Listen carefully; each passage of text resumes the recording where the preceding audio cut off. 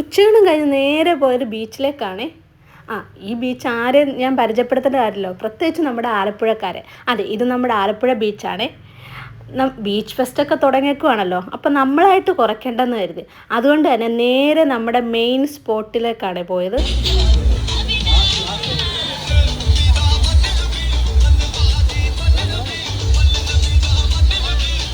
ആദ്യം തന്നെ വെള്ളത്തിൽ കളിക്കാനൊന്നും നിൽക്കാതെ ഞങ്ങൾ നേരെ പോകണ്ട ലൈറ്റ് കൊണ്ടുള്ള ഇടനാഴികളും പിന്നെ ഫ്ലവർ ഷോ എന്ന് പറഞ്ഞാൽ അതും നല്ല രസം കേട്ടോ. കണ്ണു കുളിർക്കെ കാണാനുള്ള പ്ലാസ്റ്റിക് പൂവാണെങ്കിൽ പോലും നല്ല രസമുണ്ടായിരുന്നു അതൊക്കെ കാണാൻ കേട്ടോ.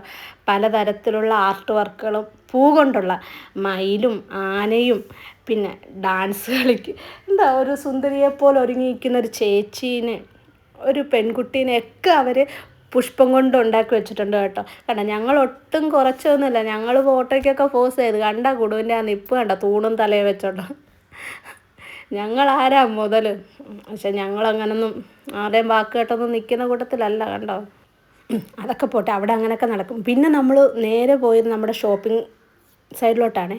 പക്ഷേ അവിടെ നിന്നൊന്നും കാര്യമായിട്ട് മേടിച്ചില്ല. പക്ഷേ ഞാൻ അച്ചാർ ട്രൈ ചെയ്ത്, അതെൻ്റെ വീക്ക്നെസ് ആണല്ലോ, പക്ഷെ വാങ്ങിയില്ല കേട്ടോ. അത് കഴിഞ്ഞ് നമ്മുടെ മെയിൻ സ്പോട്ടിലോട്ട്. പാട്ടും കേട്ട വെള്ളത്തിൽ കളിക്കാനുള്ളൊരു സുഖം അത് വേറൊരു ലെവലായിരുന്നു കേട്ടോ. പിന്നെ ഒരു നനഞ്ഞ കോഴിയെപ്പോലെ ഞാൻ അവിടെ നിന്ന് ഇറങ്ങി കേട്ടോ. പിന്നെ പോയത് തട്ടുകടയിലോട്ടാണ്. അവിടുന്ന് ഫുഡും കഴിച്ച് വീട്ടിലോട്ട് വിട്ടു കേട്ടോ. അപ്പോൾ ആലപ്പുഴ പരിസരത്ത് ഇനി ആരെങ്കിലും പോയിട്ടില്ല എങ്കിൽ പോകണം കേട്ടോ.